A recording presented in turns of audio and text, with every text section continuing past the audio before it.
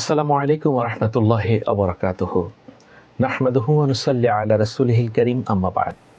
আমাদের এই স্বাধীন সোনার প্রিয় মাতৃভূমি বাংলাদেশ এবং দেশের বাইরে যে যেখানে বসে মেগা ডিজিটাল স্কেল প্রেজেন্টস বারাকাতুস সাহরি দেখছেন, আপনাদের সকলকে বিজয় টিভির পর্দায় আমন্ত্রণ জানাচ্ছি আপনাদের প্রিয় অনুষ্ঠান দেখার জন্য। সম্মানিত দর্শক, প্রতিদিনের মতো আমরা আজকেও একটি গুরুত্বপূর্ণ বিষয় নিয়ে আলোচনা করব এই অনুষ্ঠানে। আজকের আলোচ্য বিষয় মাগফিরাতের মাস রমজান।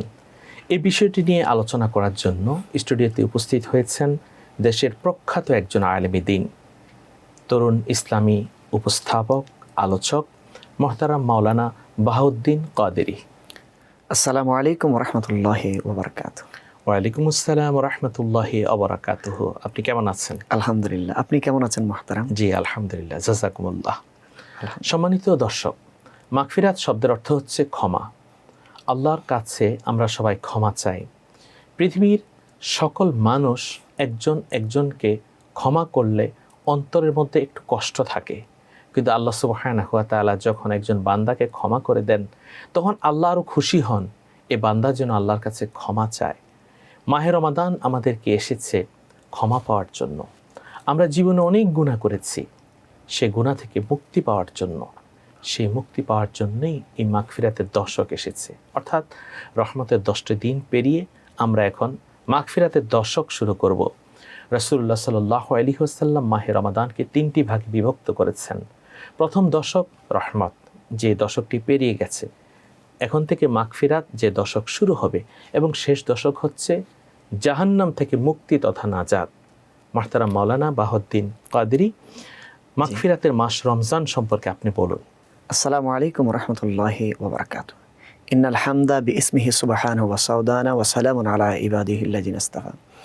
আজকের এই বরকতময় মুহূর্তে বিজয় টিভির এই অনুষ্ঠান যারা দেখছেন, আমরা প্রত্যেককে ধন্যবাদ এবং মোবারকবাদ জানাচ্ছি এবং এটাই কামনা করছি বিজয় টিভির মাসব্যাপী ধারাবাহিক অনুষ্ঠানে যে যেখান থেকে দেখছেন আমাদের সাথে আগেও ছিলেন, এখনও আছেন, সামনেও থাকবেন, এবং এই মাহে রমাদানুল মোবারকের প্রতিটা মুহূর্তে যেন আমরা ইবাদতের মাধ্যমে আল্লাহর নৈকট্য হাসিল, রাসূল আরবি সাল্লাল্লাহু আলাইহি ওয়াসাল্লামের রাজামন্দি হাসিলের মাধ্যমে যেন আমরা কাটাতে পারি। মোহতারাম, আপনি যেমনটা বলছিলেন, আল্লাহর কোরআন বলছেন, ইয়া আইয়ুহাল্লাযীনা আমানু কুতিবা আলাইকুমুস সিয়াম কামা কুতিবা আলাল্লাযীনা মিন ক্বাবলিকুম লাআল্লাকুম তাত্তাকুন। আল্লাহ পাক রব্বুল আলামিন বলছেন, হে আমার ইমানদার বান্দারা, আমি তোমাদের উপর রোজা ফরজ করে দিয়েছি, যেমনিভাবে তোমাদের পূর্ববর্তীদের উপর ফরজ করে দিয়েছি। এবং এই রোজা তোমরা প্র্যাকটিসের মাধ্যমে, রোজা আদায়ের মাধ্যমে, রোজা রাখার মাধ্যমে তোমরা মুত্তাকি হতে পারো। আমরা যদি ইসলামকে যদি একটু গভীরভাবে যদি দেখি, ইসলামের যে বিধিবিধান রয়েছে, ইসলামের যে ইবাদতগুলো রয়েছে, যেমন নামাজ আছে, হজ আছে, যাকাত আছে, তারপরে দৈনন্দিন জীবনে আমরা যে কাজগুলো আমরা সবসময় প্র্যাকটিস করি, কিন্তু আল্লাহ রাব্বুল আলামিন মুত্তাকি হওয়ার জন্য সুবর্ণ একটা সুযোগ হচ্ছে মাহে রমাদানুল মুবারক। সেজন্য এই মাহে রমাদানুল মুবারক 11টা মাস পরে এক মাসে আসে। আল্লাহ প্রত্যেক নবী রাসূলদেরকে এই মাহে রমাদানুল মুবারক দিয়েছে, কিন্তু রাসূলুল্লাহ সাল্লাল্লাহু আলাইহি ওয়াসাল্লামের মহান আজিম বড় একটা খাসাইস হচ্ছে এক মাসের উম্মত মুহাম্মদীকে মাহে রমাদানুল মুবারক দিয়েছেন। মাহে রমাদানুল মুবারকের প্রতিটা মুহূর্তগুলো আমাদের জন্য গুরুত্বপূর্ণ। ঠিক একইভাবে আমরা যদি দেখি রাসূলুল্লাহ সাল্লাল্লাহু আলাইহি ওয়াসাল্লামের হাদিসে মুবারাকা মাহে রমাদানুল মুবারককে আল্লাহ পাক 3 ভাগে ভাগ করে দিয়েছেন। যেমন আমরা রহমত পার করিয়ে এসেছি, এখন আমরা মাগফিরাতের মধ্যে আছি। এই যে মাগফিরাত শুরু হলো, এই যে মাগফিরাত শুরু হলো, তাহলে কোনো বান্দা যদি এইভাবে 3টে স্টেপে কেন ভাগ করেছেন, কোনো বান্দা যদি রহমত হেলাধুলাই যদি কাটিয়ে দেয়, বা রহমত সেই শয়তানের প্ররোচনায় পড়ে রহমতকে সে লাভ করতে পারো না, তার জন্য কি কোনো সুযোগ আছে? আল্লাহ বলছে, হ্যাঁ সুযোগ আছে, অবশ্যই তোমার জন্য মাগফিরাত আছে। এবং এই মাগফিরাতের যে কোনো রাতে আল্লাহর যদি নৈকট্য হাসিল যদি বান্দা যদি করতে চাই, রাসূলুল্লাহ সাল্লাল্লাহু আলাইহি ওয়াসাল্লামের উম্মত যদি করতে চাই, এটা সুবর্ণ একটা সুযোগ। মাগফিরাত, এই রহমত লাস্টে নাজাত, মাঝখানে মাগফিরাত। এই মাগফিরাতের মাধ্যমে আল্লাহর নৈকট্য হাসিল করতে পারবে, ইবাদতের মাধ্যমে, আল্লাহর সেজদা দেওয়ার মাধ্যমে। রাত যখন গভীর হয়ে যায়, সবাই যখন ঘুমিয়ে যায়, তাহাজ্জুদের যায় নামাজে সেজদার মাধ্যমে সুবহান রাব্বিয়াল আলা, এই সেজদার মাধ্যমে যদি কত নিয়ামত। আল্লাহ বলছেন, ওয়া মিনাল লাইলি ফাতাহাজ্জাদ বিহি নাফিলাতাল লাক আসা আইয়াব আসাকা রব্বুকা মাকামাম মাহমুদা।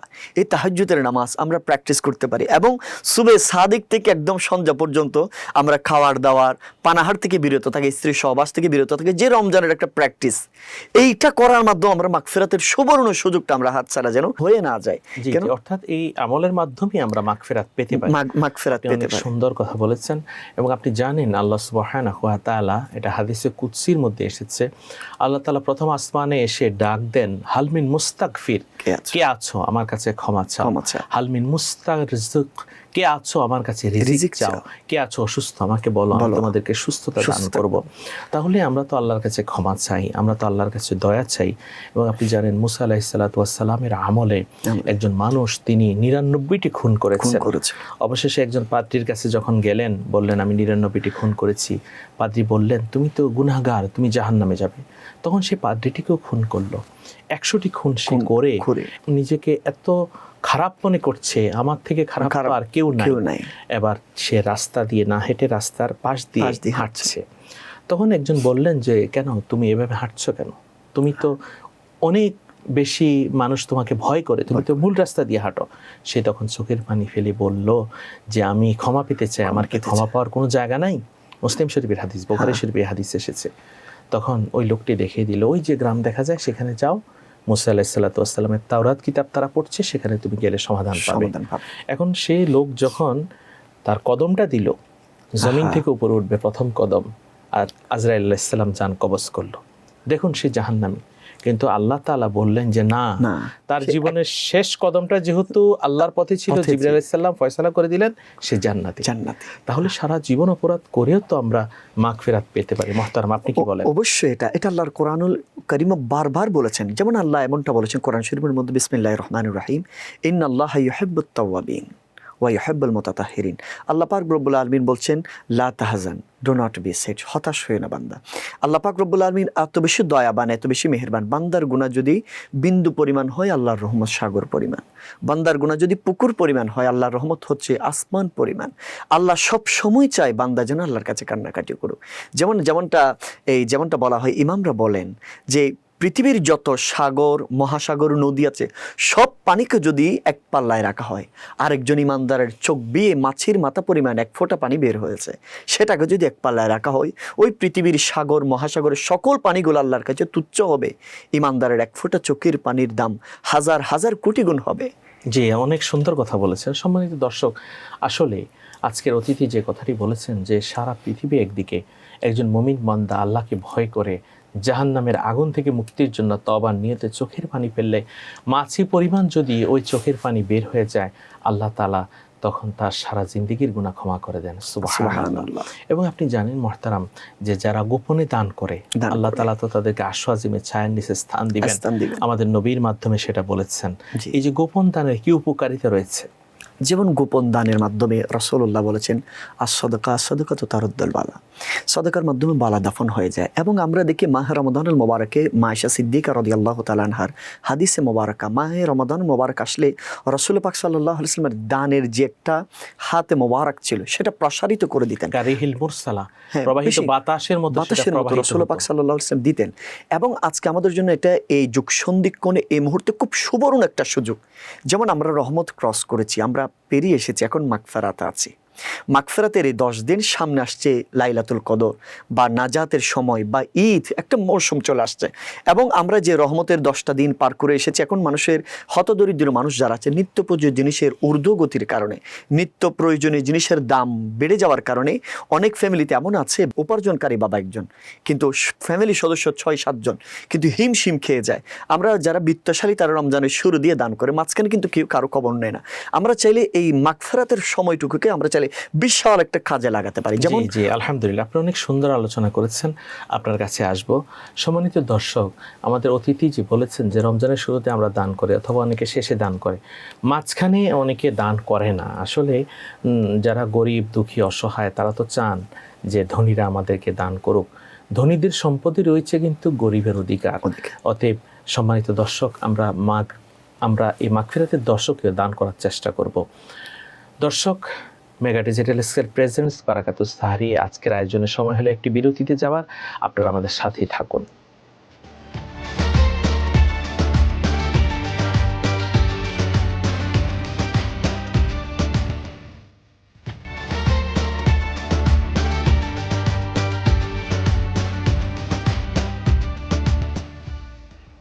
আলহামদুলিল্লাহ, মেগা ডিজিটাল স্কেল প্রেজেন্টস বারাকাতুস সাহারি অনুষ্ঠানে বিরতির পর আমরা আবার ফিরে আসলাম।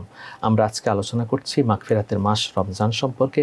আমাদের মাঝে উপস্থিত রয়েছেন তরুণ ইসলামী স্পিকার মোহতারাম মাওলানা বাহাউদ্দিন কাদরি। আপনাকে আবারও স্বাগত জানাচ্ছি। আলহামদুলিল্লাহ। জি আলহামদুলিল্লাহ। আপনি অনেক সুন্দর করে বলেছেন যে আমরা প্রথমে দান করি, শেষে দান করি, মাঝখানে আমরা ভুলে যাই। এই যে দান সদকা যারা গোপনে দান করে তাদেরকে আল্লাহ অনেক ভালোবাসেন, রাসূল অনেক ভালোবাসেন, এ সম্পর্কে বলছিলেন। যেমনটা আমরা চাইলে রাসূলুল্লাহ সাল্লাল্লাহু আলাইহি ওয়াসাল্লাম বলছেন ইত্তাকিন্নার ওয়ালাউ বিশিক্কি তামারাতিন, হে আমার উম্মত, একটা খেজুরের 1/3 যদি আল্লাহর রাস্তায় যদি 1 মিনানে কলব নিয়ে যদি দান করো, এই খেজুরের ছোট্ট এই অংশটা তোমাকে জাহান্নাম থেকে বাঁচাবে, জান্নাত দাখিল করবে। সুবহানাল্লাহ। তাহলে আমরা চাইলে মাহ রমাদানুল মোবারকের যে সময়গুলো আমাদের সামর্থ্য অনুযায়ী আমরা চাইলে দান করতে পারি। আমরা এমনটা বলছি না আপনি নিজে না খেয়ে অপরকে দেন, এমনটা বলছি না। আপনার যে সামর্থ্য আছে এই সামর্থ্য অনুযায়ী আমরা দেন। এবং আমাদের আরেকটা জিনিস খুব গুরুত্বপূর্ণ এই জায়গায়, যেমনটা আমরা দেখি আমাদের যারা দান করতে চায়, যারা মানে সব সময় একটা জিনিস চাই যে শো অফ, যে জিনিসটা আমরা চাইলে এই জিনিস থেকে বেঁচে থাকতে হবে। কেননা কিয়ামতের ময়দানে এমন কিছু দানশীল ব্যক্তি থাকবে যে দানের কারণে তাদেরকে জাহান্নামে নিয়ে যাওয়া হবে। অর্থাৎ এটাকে রিয়া বলা হয়েছে। রিয়া বলা হয়েছে। আপনি অনেক গুরুত্বপূর্ণ একটি টপিক এখানে উল্লেখ করেছেন যে দান সদকা করে আল্লাহকে ভয় না করে মানুষকে দেখানোর জন্য অনেক সময় মাইকিং করে জাকাতের শাড়ি, জাকাতের লুঙ্গি তারা দিতে চায় এবং সেখানে একটা ভিড় হয়, সেখানে পদদলিত হয়ে অনেক মানুষ মারা যায়। এভাবে দান সদকা, ইসলাম কি এটাকে সমর্থন করে? এটা কখনো কোনো কালো ইসলাম এটাকে সমর্থন করে না। কেননা পৃথিবীতে যত ধর্ম আছে, ইসলামের যে একটা সুন্দর সুশৃঙ্খল কার্য পদ্ধতি আছে মানুষকে দান করে, এরকম কোনো ধর্ম এই পদ্ধতিটা বলে না। ইসলাম যেমন আমরা ফারুক আজমের সময় দেখতে পাই, ফারুক আজম এমনভাবে মানুষকে দান করতেন, রাতের অন্ধকারে উনি খলিফাতুল মুসলিমিন, অর্ধ জাহানের যিনি শাসক, যে ফারুক আজমের নাম শুনলে মানুষ ভয়ে কাঁপত। সে ফারুক আজম আপন রাজ্যের মাঝে মানুষের ঘরে ঘরে বিশাল ময়দার বস্তাগুলো তিনি দিয়ে আসতেন। সেক্ষেত্রে আমরা দানগুলো গোপনে করতে পারি এবং দানগুলো আমরা এমনভাবে হওয়া দরকার যে আমি দান করেছি, উনি আমাকে মানে সাপোর্ট করবেন, উনি আমাকে সম্মান দিবেন, আমি ওনার থেকে কিছু পাবো, এই আশায় নয়। আমরা অনেক সময় দান করি কি, আমি এলাকার মধ্যে বিত্তশালী, সবাই আমাকে সালাম দিবে, সেজন্য আমি দান করি, সেজন্য আমি বড় পয়সাওয়ালা, বড় দানবীর। এমনটা হলে কিন্তু এটা রিয়ার পর্যায়ে চলে যাবে। জি, অনেক সুন্দর কথা বলেছেন। আসলে সম্মানিত দর্শক, আল্লাহ রাসূল সাল্লাল্লাহু আলাইহি ওয়াসাল্লাম বলেছেন রিয়া হচ্ছে শিরক।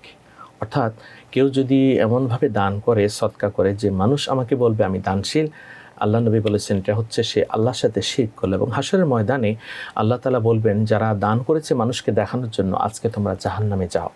অতএব আমরা দান সদকা করব একমাত্র আল্লাহকে খুশি করার জন্য, আল্লাহকে রাজি করার জন্য। জি মুহতারাম, মাগফিরাতের এই দশকে আল্লাহর পক্ষ থেকে আমরা ক্ষমা পাওয়ার জন্য, দয়া পাওয়ার জন্য কি আমল করতে পারি? মাগফিরাতের এই দশক তো আমাদেরকে অলরেডি, আমরা তো রহমত একটা বিশাল সময় আমরা পার করে এসেছি। যেমন মনে করেন আমরা ইবাদতের মাধ্যমে, সাওমের মাধ্যমে, জিকিরের মাধ্যমে, কোরআন তেলাওয়াতের মাধ্যমে, কিয়ামুল লাইলের মাধ্যমে এ পুরো প্র্যাকটিসটা করেই আমরা এখন দশকে আছি। মাগফিরাতের এই সময় আমরা চাইলে ইবাদতের, যেহেতু সামনে লাইলাতুল কদর আসছে, ইতিকাফ আসছে, বিশাল একটা সময় আসছে, আমরা চাইলে আমাদের ইবাদতের মাত্রাগুলো আর একটু বাড়িয়ে দিতে পারি। যেমনটা কোরআন শরীফ তেলাওয়াত আমরা বাড়িয়ে দিতে পারি। এবং আমাদের যে অযথা সময়গুলো আমরা দেখি মাহে রমাদানুল মোবারকের শেষের দিকে এই সময়গুলোতে মানুষ অযথা আড্ডা মারে। এবং এই সময় আরেকটা জিনিস আমাদের দেশে সবচেয়ে বেশি হয়, সেটা হচ্ছে শপিং সেন্টারে মানুষের ঘোরাঘুরির মাধ্যমে। কিন্তু শেষের সময়গুলো হচ্ছে ইবাদতের মুখ্যম একটা সময়। ইবাদতের সবচাইতে মুহূর্ত যেই সময়গুলো আল্লাহ পাক কবুল করেন, যে সময়গুলো আল্লাহ পাক রব্বুল আলামিন বেহেশতের দরজাকে খুলে দেন, জাহান্নামকে ক্লোজ করে দেন, সেই সময়ে কিন্তু আমরা অনেক সময় দেখা যায় হেলায় দুলায় আমরা বিভিন্ন শপিং মলে ঘুরি, আমরা আড্ডা মারি, বিভিন্ন জিনিসগুলো করি। আমরা চাইলে এই সময়গুলোকে আমরা জীবনের সবচেয়ে বড় জরিয়া হিসাবে রাসূলুল্লাহ সাল্লাল্লাহু আলাইহি ওয়াসাল্লাম যেমনটা বলেছেন, যেই আমার উম্মতের কাছে মাহে রমজান এসেছে, নিজের জীবনের গুনাহকে মাফ করাইতে পারে নাই, তার মতো হতভাগা আর কেউ হতে পারে না। সেজন্য আমরা এই সময়গুলোকে, রহমত চলে গিয়েছে, আমরা এখনো কোনো মানুষ এই টিভি সেটের মধ্যে পুরো দুনিয়াব্যাপী আমাদেরকে দেখছে, এমন কোনো মানুষ কি আছে মুহতারাম বলেন যে বলতে পারবে রহমতের দিনগুলো কবুল হয়েছে, জিকির আজকার কবুল হয়েছে, কোরআন তেলাওয়াত কবুল হয়েছে? এমনটা বলতে পারবে না। আসুন না, আমরা অনেক সময় মনে করি যে রহমতের দিন তো আমরা কাটিয়েছি, আসুন আমরা বাকি 20 দিনটা আমরা এমনি হেলাধুলায় কাটাই। অথচ এটা বনি আদম মারাত্মক একটা ভুল। অর্থাৎ ইবাদত তাকে চালিয়ে যেতে হবে। এবং আপনি জানেন রাসূলুল্লাহ সাল্লাল্লাহু আলাইহি ওয়াসাল্লাম বলেছেন মাহে রমাদানে যারা অধীনস্থদের বোঝাকে হালকা করবে, আল্লাহ তাআলা তাদেরকে জাহান্নামের আগুন থেকে মুক্ত করবেন। এই যে রমজান উপলক্ষে কর্মঘণ্টা হালকা করার যে বিধানের কথা বলা হয়েছে, এ সম্পর্কে বলুন। যেমনটা এই যিনি অফিসের কর্মকর্তা আছেন বা বস আছেন, উনি বলে যে আজকে আমার মাহ রমজান, আমি ইবাদত করব, আমার 8 ঘন্টার ডিউটিটা আমি 2 ঘন্টা করব বা 3 ঘন্টা করব। ঠিক একইভাবে উনি যেভাবে ইবাদত করে শান্তি অর্থাৎ প্রশান্তি একজন পায়, কর্মকর্তা তার কর্মচারীকে হ্যাঁ তার কর্মঘণ্টা কমিয়ে দিবেন। কমিয়ে দিবেন। যেমন আমি আমি বলছি যে আমি 3 ঘন্টা একটু আজকে বেশি ইবাদত করবো, তেমনটা ওনার কর্মচারী তো চায়। মাহে রমজান আবার কখন আসবে আগামী বছর পাই কিনা জানি না, আমি চাইলে আর একটু বেশি করে করি, কিন্তু আমার বস যিনি আমার ঊর্ধ্বতন কর্মকর্তা উনি তো আমাকে এই সুযোগ দিচ্ছে না। তো এই ক্ষেত্রে যদি যারা কর্মচারী আছেন, যারা ঊর্ধ্বতন কর্মকর্তা আছেন, ওনারা চাইলে কর্মচারীদের এই কষ্টসাধ্যকে লাঘব করে দিতে পারেন, সময়কে একটু সংকুচিত করে দিতে পারেন। এবং রাসূলুল্লাহ বলেছেন, কেউ যদি কারো ইবাদতের মধ্যে যদি হেল্প করে, একটা পানির ফোঁটা দিয়েও যদি তাকে হেল্প করে, একটা কাজের মাধ্যমে, একটা কথার মাধ্যমে যদি সহযোগিতা করে, এই বান্দা যে আমল করবে সে সওয়াব, একই সওয়াব আরেকজন মানুষও পাবে। আদ-দাল্লু আলাল খায়রি কাফাইলিহি, অর্থাৎ ইবাদতে যিনি পথ দেখাবেন বা সহযোগিতা যারা করবেন, এই পথ দেখানো বা সহযোগিতার কারণে তার আমলনামায় ঠিক ততটুকু সওয়াব লেখা হবে। এবং এখানে আমরা আরেকটি বিষয়ে খেয়াল করতে পারি মুহতারাম, আমাদের যে কাজের মেয়ে রয়েছে, তাদের যে কাজ, অনেকগুলো কাজ আমরা দিয়েছি, সেই কাজগুলো আমরা কমিয়ে দিতে পারি। আমাদের ড্রাইভারকে আমরা রেস্ট দিতে পারি, অথবা আমাদের অধীনস্থ যারা রয়েছে তাদের কর্মঘণ্টাগুলোকে আমরা কমিয়ে দিতে পারি। এটাও কিন্তু মাগফিরাত পাওয়ার জন্য একটি সুবর্ণ সুযোগ বা গ্রেট অপরচুনিটি। যে মুহতারাম আপনি বলছিলেন কোরআন তেলাওয়াতের কথা, আমাদের মাঝে দেখা যায় অনেকে কোরআন তেলাওয়াত করতে পারে না। শুধু যারা সূরা ইখলাস পারে তারা 3 বার সূরা ইখলাস পড়ুন, অথবা সূরা ফাতিহা পড়ুন, অথবা 4টা সূরা ভালো করে শিখে নিজে নামাজ আদায় করুন। এই যে কোরআন সহিভাবে পড়ে নামাজ পড়া বা কোরআন তেলাওয়াত সহি করা, ইসলাম এ সম্পর্কে কি বলেছে? ইসলাম তো আমি মনে করি আমাদের দেশে এই অধিকাংশ মুসলমানরা কোরআন শরীফ প্র্যাকটিস করে না, অথচ এটা কোরআনুল কারীম, এটা রাসূলুল্লাহ সাল্লাল্লাহু আলাইহি ওয়াসাল্লামের মাধ্যমে আল্লাহর সর্বশ্রেষ্ঠ একটা কিতাব। আমরা মুসলমান, আমরা সবকিছু জানি, কিন্তু কোরআনুল কারীম এটা শুধু কিতাব নয়, এটা আমাদের জন্য একটি আইন শাস্ত্র, এটি জুরিসপ্রুডেন্স, এবং এটা আমাদের জন্য কনস্টিটিউশন, এটা একটি সংবিধান। যেমন আল্লাহ বলছেন যালিকাল কিতাব লা রাইবা ফি হুদাল লিল মুত্তাকিন, এটা মুত্তাকিদেরকে পথ দেখাবে। আল্লাহর কোরআনুল কারীম এমন একটি কিতাব, যে কিতাবে যেমন আমরা কন্টিনিউ আজকে যার 20 বছর হয়ে যায়, 30, 40, 50, 70 বছর হয়েছে, প্রত্যেকদিন কিন্তু কোরআন শরীফের সূরা ফাতিহা শুনছে। আজ পর্যন্ত কোনো মুমিনের কি কোরআন শরীফ আজকে সূরা ফাতিহা আমার ভালো লাগছে না এমনটা লাগে না। কন্টিনিউ কোরআনুল কারীম শ্রবণের মাধ্যমে এক একটা ফ্লেভার আসে, এক একটা ভালো লাগা। কোরআন শরীফ দেখলে সওয়াব। আল্লাহ বলেন তুলিয়াত আলাইহিম আয়াতুহু যাদাতহুম ঈমানা, তাদের কাছে যখন কোরআন তেলাওয়াত করা হয় ঈমান বৃদ্ধি পায়। এবং কোরআন শরীফের দেখলে সওয়াব, পড়লে সওয়াব, ধরলে সওয়াব। এই কোরআন শরীফের আমরা চাইলে মাহ রমাদানুল এই মাগফিরাতের সময়গুলোকে আমরা চাইলে কোরআন শরীফে স্টাডি করতে পারি। যেমন আরও আধুনিক এই বিজ্ঞানের এই যুগে সহজ হয়ে গেছে, যেমন বিশ্বের বড় বড় কারিদের কোরআন তেলাওয়াত ইউটিউবে আছে, মোবাইল আছে, যেমনটা আমি আপনার তেলাওয়াত অনেকগুলো আছে, ওলামায়ে কেরামের বয়ান আছে, তেলাওয়াতগুলো আছে, এগুলো চাইলে মোবাইলে সার্চ করে এগুলা কোরআন শরীফের সাথে অ্যাডজাস্ট শুনতে পারি। এবং এই শোনার মাধ্যমে আমরা প্র্যাকটিস করতে পারি, হাতে ধরে কোরআন শরীফ প্র্যাকটিসটা করতে পারি। দুনিয়ার কত ডাক্তার হয়, ইঞ্জিনিয়ার হয়, লয়ার হয়, এসি ডিসিএসপি হয়, সব কিছু হয়, সব কিছু জানে, ইংলিশ ফ্লুয়েন্টলি বলতে পারে, সব কিছু কথা বলতে পারে, চাইনিজ ভাষা বলতে পারে, জাপানিজ ভাষা বলতে পারে, ফরাসি ভাষা বলতে পারে, বিভিন্ন রকমের ভাষা বলতে পারে, কিন্তু কোরআনভাবে পড়তে পারে না। এটা আপনি জানেন যে আল্লাহ নবী বলেছেন রুব্বা কারিন ইয়াকরাউল কোরআন ওয়াল কোরআন ইয়ালআনুহু, অনেক কারি আছে কোরআন তেলাওয়াত করে, অশুদ্ধ পড়ার কারণে কোরআন তাদেরকে লানত করে। তাহলে তো আমরা এমন ভাবে কোরআন তেলাওয়াত করব না যে কোরআন তেলাওয়াত আমাদেরকে জাহান্নামে নিয়ে যাবে, বরং এমন ভাবে আমরা কোরআন তেলাওয়াত করব যে কোরআন আমাদেরকে জান্নাতে নিয়ে যাবে। খায়রুকুম মান তাআল্লামাল কোরআন ওয়া আল্লামা, তোমাদের মধ্যে সর্বশ্রেষ্ঠ যে কোরআন তেলাওয়াত করে এবং অন্যকে কোরআন শিখায়, নিজে শিখে, নিজে তেলাওয়াত করে অন্যকে তেলাওয়াত করতে বলে। তাহলে যারা সূরা ফাতিহা পারি আমরা সূরা ফাতিহাটাই বেশি পড়ব, যারা সূরা ইখলাস পারি তারা বেশি পড়ব, আর যারা পারি এক খতম কোরআন শরীফ করব, পারলে এর থেকে আরো বেশি করব। এবং আমরা তারাবির নামাজে সেখানে কোরআন আমরা শুনছি, আমার স্ত্রী যেন কোরআন পড়ে, আমার ছেলেমেয়েরা যেন কোরআন শিখে, সে ব্যবস্থাটা আমরা করব। তাহলে আমরা মাগফিরাত পাবো। এবং এই মাগফিরাতের এই দশকে মুহতারাম আপনি জানেন যে আমাদের মাঝে দেখা যায় যে অনেক ছেলেমেয়েরা নিজেদের জীবন সম্পর্কে উদাসীন, অবহেলা করে। আমরা কি তাদেরকে কোনো মেসেজ দিতে পারি? অবশ্যই। এটা উদাসীনের ক্ষেত্রে ফ্যামিলিগতভাবে, যেমন মনে করেন ছেলে উদাসীন হলে এটা মা বাবার অবশ্যই দায়বদ্ধতা আছে। আল্লাহ কোরআন বলছেন কু আনফুসাকুম ওয়া আহলিকুম নারা, হে বান্দা নিজ জাহান্নামের আগুন থেকে বাঁচাও, পরিবার পরিজনকে বাঁচাও।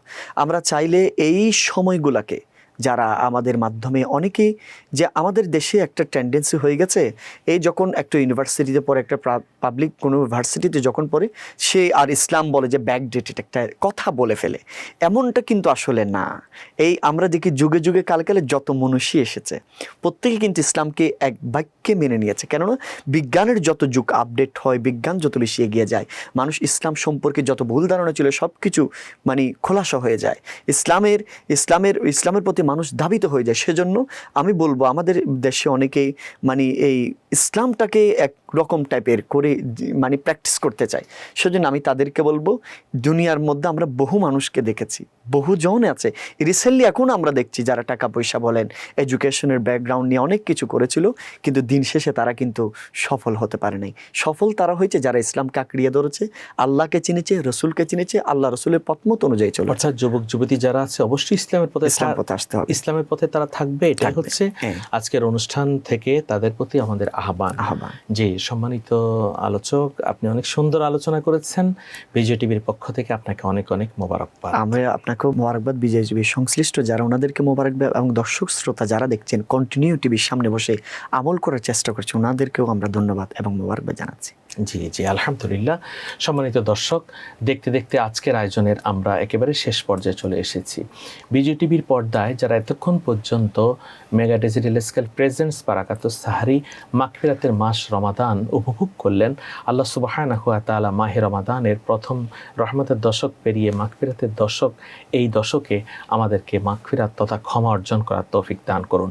সকলে সুস্থ সুন্দর থাকুন। দেখা হবে আগামীকাল এই সময়ে। প্রিয় চ্যানেল বিজয় টিভিতে নতুন একজন অতিথি আসবেন, তার কথা আমরা শুনবো, আমল করার চেষ্টা করব। আল্লাহ আমাদের সকলকে সুস্থ সুন্দর রাখুন, আমাদের মাহে রমাদানের সিয়ামকে কবুল করুন। আমিন। আল্লাহ হাফেজ। আসসালামু আলাইকুম ওয়া রাহমাতুল্লাহি ওয়া বারাকাতুহু।